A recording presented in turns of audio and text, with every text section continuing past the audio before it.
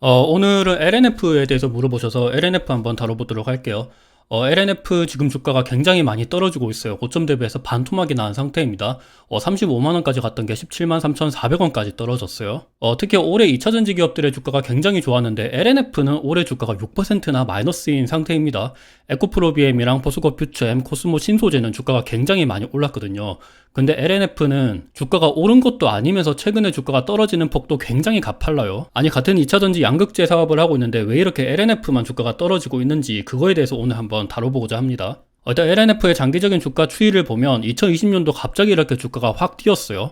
그때는 뭐 2차전지 보조금 관련된 정책적으로도 괜찮았고 자동차 산업의 패러다임이 내연기관에서 갑자기 전기차로 확 전환이 되면서 그때 LNF도 굉장히 주가가 많이 올랐습니다. 2020년도 저점 대비해서 1270%나 올라온 상태이고 하지만 고점 대비해서도 반토막이 난 상태입니다. 장기적으로 봤을 때 LNF가 지금 하고 있는 사업 자체가 워낙 유망하기 때문에 꾸준히 우상향을 할 거라고 보고 있긴 하지만 단기적으로 봤을 때는 최근에 전기차 시황이 그렇게까지 좋은 게 아니고 LNF 같은 경우는 에코프로비엠이랑 포스코 퓨처엠 대비해서는 자본 여력이 좀 딸리기 때문에 이게 배터리 사업 자체가 워낙 자본 지출이 큰 사업이어가지고 최근에 또 금리가 워낙 높잖아요. 그래서 이 부분에 있어서 조금 안 좋은 흐름이 계속 보이고 있는 것 같습니다. 그 부분에 대해서 한번 다뤄보도록 할게요. LNF가 포스코 퓨처엠이랑 에코프로비엠 대비해서 주가가 약세인 이유는 요거를 보면 설명이 될 것 같아요. 2019년 말에 LNF의 발행 주식 총수가 2,400만 주였습니다. 그러다가 2020년도 말쯤에는 2,800만 주로 증가했고 매년마다 조금씩 증가를 했죠. 3,480만 주, 그리고 3,600만 주, 올해 상반기 말에는 3,620만 주까지 올라갔어요. 당연히 자본금도 계속 늘어나죠. LNF가 본격적으로 돈을 벌었던 시기는 2020년도 코로나 때부터였습니다. 코로나 전에는 LNF가 그렇게까지 돈을 잘 벌지 못했어요. 그래서 LNF가 고간의 돈을 충분히 많이 쌓아놓지 못했는데 2차전지는 제조업 기반이기 때문에 굉장히 설비 확충도 많이 해야 되고 뭐 땅을 사든지 그 위에 건물을 짓든지 기계 설비들을 막 들여야 되는데 그러기 위해서는 돈이 굉장히 많이 필요해요. 자본 집약적인 사업이라는 거죠. 돈이 많이 필요한데 LNF가 고간에 충분히 돈이 많이 없기 때문에 주식을 새롭게 발행해서 팔든지 뭐 유상증자 하든지 전환사채 발행하든지 신주유수권 부사채 발행하든지 이런 식으로 해서 돈을 늘려야 되는데 그것 때문에 당연히 자본금도 늘어나고 발행 주식 총수도 늘어나는 거죠. 이렇게 되면 기존 주주들은 당연히 희석이 될 수밖에 없습니다. 미국의 애플 같은 기업의 주가가 계속 올라가는 게 자사주를 매입해서 자사주 소각을 계속 하잖아요. 발행 주식 총수도 계속 떨어지고 자본금도 떨어집니다. 심지어 애플 같은 경우는 주주들한테 환원해주는 금액이 워낙 크기 때문에 자본 총계도 계속 줄어들어요. 근데 LNF는 완전 정반대인 상황입니다. 특히나 에코프로 BM이랑 포스코 퓨처엠보다 더욱더 심합니다.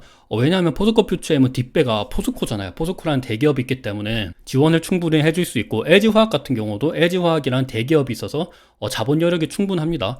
에코프로 BM 같은 경우는 최근에 주가가 굉장히 많이 올랐고 그리고 최대 주주 에코프로가 지분을 50% 정도 가지고 있어요. 지분이 충분한 만큼 그리고 주가가 많이 올랐던 만큼 자본을 새롭게 끌어올 수 있는 여력은 LNF보다 훨씬 더 뛰어나요. 그 점에 있어서 좀 차이점이 있다라고 생각을 하고 있고 실제로 LNF의 증자 감자 현황을 보면 굉장히 유상증자도 많이 했고 전환사채도 발행 많이 했고 신주유수권 발행도 많이 했습니다. LNF는 심지어 스톡옵션도 굉장히 많이 발행을 했어요. 그것 때문에 당연히 주식수가 이렇게 계속 늘어나는 거죠. 이렇게 전환사채도 많이 발행하고 신주유수권 부사채 발행 많이 하고 교환사채도 발행 많이 하고 스톡옵션도 발행 많이 하면 당연히 오버행 이슈가 나올 수밖에 없습니다. LNF의 지금 이상한 전환사채 발행 현황을 보면 지금 3호 전환사채가 거의 한 1,000억 정도가 있어요. 전환가액은 18만 2천원인데 전환 가능 주식수는 총 55만 주가 있습니다. 지금 전환 청구가 가능하고요. 뭐 언제 전환권을 발행할지는 잘 모르겠는데 기존 주주들한테는 그렇게까지 좋은 거는 아니라고 생각을 합니다. 뭐 물론 LNF도 어쩔 수 없는 상황이긴 하겠죠. 자기네들 돈으로 투자를 할 수 있었으면 그렇게 했을 텐데 이렇게 사채를 끌어서 했다는 거는 돈이 충분하지 않았던 거고 뭐 결국에는 요것 때문에 나중에 이익도 증가 많이 하고 캐파도 늘릴 수 있으면 뭐 잘 된 거긴 하지만 지금 당장은 기존 주주들한테는 그렇게까지 좋은 상황은 아니라고 생각을 해요. 물론 이 전환사채에 대한 이자 비용은 0%이기 때문에 고금리 상황에서 이렇게 했다는 거는 뭐 어쩔 수 없는 선택이었다, 최선의 선택이었다라고는 생각이 되고 있습니다. 그리고 채무증권 발행 실적을 보면 LNF는 3호로 회사채를 발행을 또 많이 했어요. 1,000억 정도 발행을 했고 최근 4월에는 6,600억이나 발행을 했습니다. 굉장히 발행을 많이 했어요. 최근 6,600억 발행한 거는 교환사채로 발행을 한 거고 2.5% 이자 비용을 지불해야 됩니다. 2030년까지 거의 7년 동안 2.5% 이자 비용을 내야 된다는 거는 뭐 물론 최근에 고금리 상황이기 때문에 요 정도면 나쁘지 않긴 하지만 요거에 또 교환사치이기 때문에 LNF가 가지고 있는 자사주를 또 줄 수가 있거든요. 그래서 이 점에 있어서도 기분이가 안 좋겠죠, 당연히. 자사주를 매입해서 자사주 소각할 거를 기대하고 있을 텐데 이 자사주를 교환사치로 쓴다? 기존 주주들한테는 당연히 안 좋습니다. 그래서 이 6,600억짜리의 교환사채의 세부 내용을 좀 보면 처분 예상 주식수가 거의 150만 주입니다. 150만 주가 시장에 새롭게 또 팔릴 수 있는 오버행 이슈가 있다는 거죠. 그래서 LNF 같은 경우는 다른 양극재 기업들이랑 마찬가지지만 굉장히 자본 지출이 많은 사업에 들어가 있고 LNF는 끊임없이 자본 조달을 하려고 계속 노력을 하고 있습니다. 계속 유상증자를 하든지 신주유수권 부사채를 발행하든지 전환사채 발행하고 이런 움직임이 계속 나타나고 있다. 당연히 주식수가 늘어나면 EPS랑 BPS는 떨어질 수밖에 없어요. LNF를 투자할 때 좀 이러한 부분들은 참고하셔서 투자를 하셔야 될 것 같고 그리고 LNF의 이익잉여금 추이를 보시면 아시겠지만 2012년도부터 2020년도까지 이익잉여금은 늘어나지 못했습니다. LNF가 뭐 적자가 나타나든지 아니면 돈을 거의 못 벌었다는 거죠. 본격적으로 이익잉여금이 늘어났었던 거는 2021년도부터 늘어났습니다. 근데 양극재 사업은 설비 투자를 많이 해야 돼서 유형자산이 끊임없이 늘어나야 되거든요.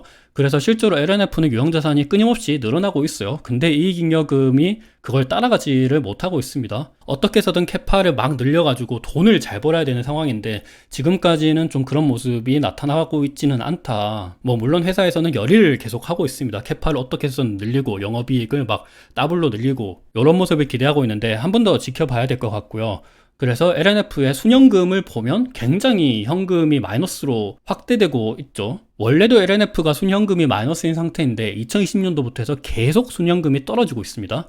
당연히 현금을 많이 써야 되겠죠, 설비 투자를 하려면. 여튼 LNF는 자본 조달이 많이 필요한 사업에 들어간다. 요 점은 참고하셔야 될 것 같아요. 실제로 LNF는 끊임없이 사업을 확대하려고 노력은 하고 있습니다. 전구체 생산 및 판매, 이쪽으로 LS랑 합작하기로 했죠. 아직 회사명이 정확히 나온 건 아닌데 일단 가칭으로 LS LNF 배터리 솔루션이라고 합니다. LNF는 이 전구체 사업을 확대하기 위해서 1370억 정도를 투자하기로 했고 요거는 자본 총계 대비해서 한 10% 정도 되는 금액이에요. 굉장히 좀 투자를 열심히 하고 있죠. LNF가 45% 지분을 가져가고 LS가 아마 55%를 가져가는 것 같아요. 뭐 IRA에 대한 대응으로 이렇게 투자를 한다라고 보시면 될 것 같고 구체적으로 좀 보면 핵심 원재료인 전구체 내재화를 통해서 양극재 경쟁력을 강화하고자 LS랑 전구체 생산 신규 합작 법인을 설립하는 거다라고 얘기를 하죠. 추후에 정책적인 수혜를 받을 것이라고 예상을 하고 있습니다. 당연히 정책적인 수혜를 받겠죠. 근데 지금 당장 돈이 많이 필요하다. 요 점은 알아두셔야 될 것 같습니다. 그 외로도 최근에 경남 쪽에 수산화 리튬 공장 설립에 6천억을 투자한다고 해요. 그러니까 계속 나오는 이야기가 LNF는 끊임없이 돈을 많이 써야 돼요. 양극재 시장 경쟁에서 뒤처지지 않기 위해서 계속 공장을 확충해야 되는데 돈이 그만큼 많이 필요합니다. 이 경쟁에서 LNF가 과연 살아남을 수 있을까? 중국 기업이랑 일본 기업, 그리고 우리나라 포스코 퓨처엠이랑 LG화학, 에코프로비엠 대비해서 LNF가 충분히 이 경쟁 시장에서 살아남을 수 있을까? 요 점을 잘 따져보셔야 될 것 같아요.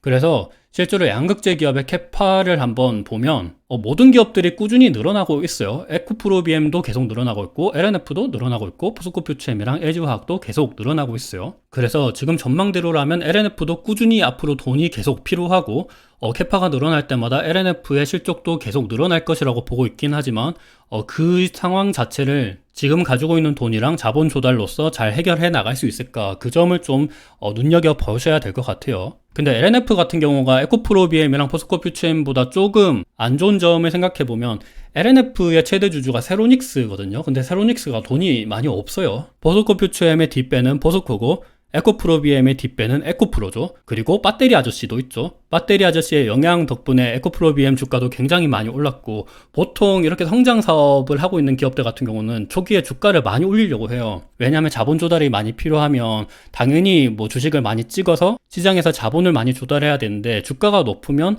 최대 주주의 주식 희석은 굉장히 많이 안 되죠. 근데 주가가 낮을 때 유상증자 같은 거를 발행하면 최대 주주가 굉장히 희석이 많이 됩니다. 그래서 보통 바이오 기업들 같은 경우가 언론사에 뭔가 찌라시 같은 걸 뿌리고 주가를 굉장히 많이 띄워 올리고 그 다음에 유상증자 같은 걸 발행을 하죠. 근데 LNF는 그 점에 있어서 좀 잘 못했다라는 생각도 들어요. 어찌됐든 간에 결론적으로 에코프로비엠은 굉장히 좀 수혜를 많이 봤다라고 보여지고 있고 그래서 실제로 지금 LNF의 최대 주주 지분율을 보면 지분율이 계속 줄어들고 있어요.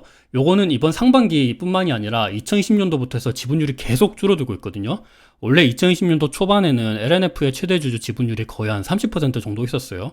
근데 이 지분율이 한 7% 정도 깎여 나갔습니다, 이미. 세로닉스가 포스코랑 LG화학 대비해서 돈이 없다는 것뿐만이 아니라 LG화학은 LG에너지솔루션의 지분을 거의 80% 정도 가지고 있고, 에코프로비엔 같은 경우도 에코프로가 지분을 거의 50% 정도 가지고 있어요. 그래서 이 지분을 좀 팔더라도 어느 정도 자본 조달할 수 있는 능력이 있는데, 세로닉스 같은 경우는 지분이 이제 거의 없습니다. 세로닉스 단독 기업의 지분율을 보면 지금 14%밖에 없어요.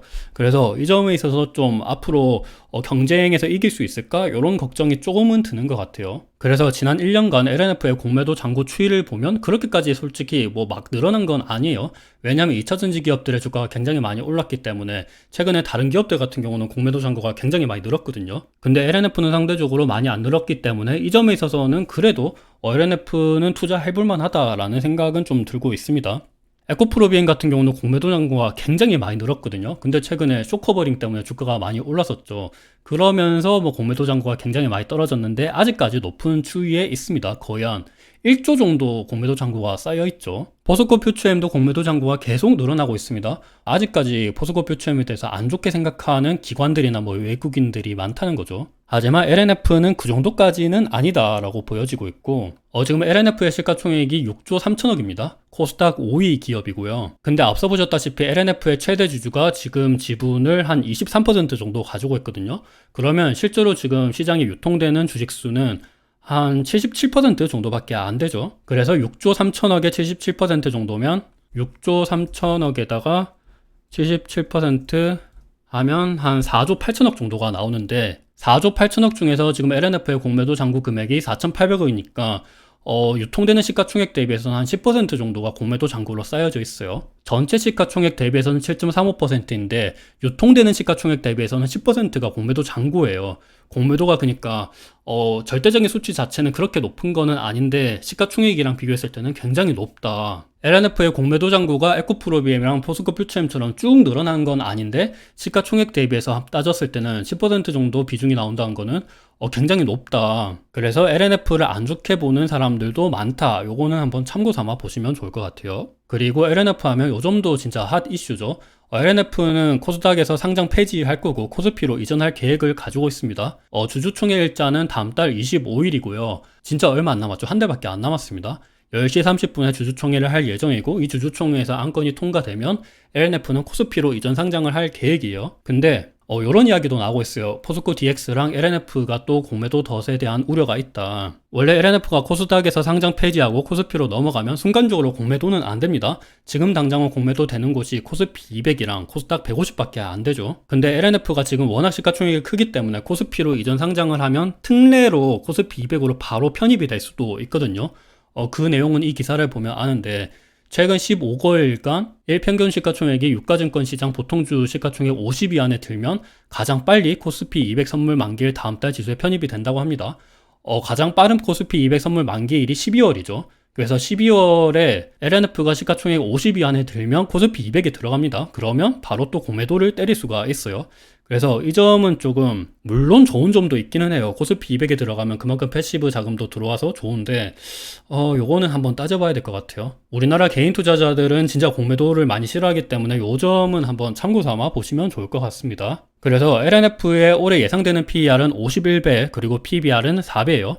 확실히 에코프로비엠이랑 포스코 퓨처엠보다는 진짜 저렴해요. 그래서 LNF의 자본 여력을 한번 믿으면 솔직히 LNF도 투자해볼 만하다는 생각은 좀 듭니다. 하지만 제조업 기반이어서 앞으로 돈이 진짜 굉장히 많이 필요하다. 그리고 최대주주 지분율이 계속 깎이고 있고 유상증자도 끊임없이 나올 거다. 이런 것들은 잘 감안하셔서 투자를 해보셔야 된다고 생각을 하고 있고, 그래서 장기적인 이익 추이를 보면 LNF는 2020년도부터 해서 그때부터 돈을 잘 벌었어요. 근데 최근에는 굉장히 많이 떨어졌죠. 영업이익이나 순이익이나 떨어졌는데 요게 2차전지 사업이 그렇게까지 지금 밝은 건 또 아니에요. 올해 예상되는 영업이익은 전년도 대비해서 한 35% 정도 감소할 것이라고 보이고 있는데, 내년이랑 내후년은 그래도 다시 대폭 상승할 것이라고 보고 있습니다. 만약에 2024년이랑 2025년 그때 증권사의 컨센서스대로 영업이익 증가율이 전년도 대비해서 186%, 57% 상승을 하게 되면 지금 LNF의 PER이 51배니까 요 정도면 진짜 증권사 예측대로만 나오면 LNF는 확실히 투자해볼만 하다고 생각을 합니다. 근데 실제로 요만큼 증권사들의 예측대로 나올까? 요거는 한 번 더 지켜봐야 될 것 같아요. 그래서 LNF랑 포스코 퓨처엠이랑 에코프로비엠의 밸류에이션을 비교해보면 포스코 퓨처엠은 올해 PER이 137배입니다. 에코프로비엠은 93배이고 LNF는 52배예요. PBR을 보더라도 LNF가 훨씬 더 저렴하죠. 내년 PER을 보더라도 LNF가 저렴합니다. 요거를 봤을 때는 LNF가 진짜 괜찮긴 하다. 하지만 말씀드렸다시피 자본 지출은 꾸준히 일어날 거다. 이런 점들은 한번 감안하셔서 보셔야 될 것 같아요.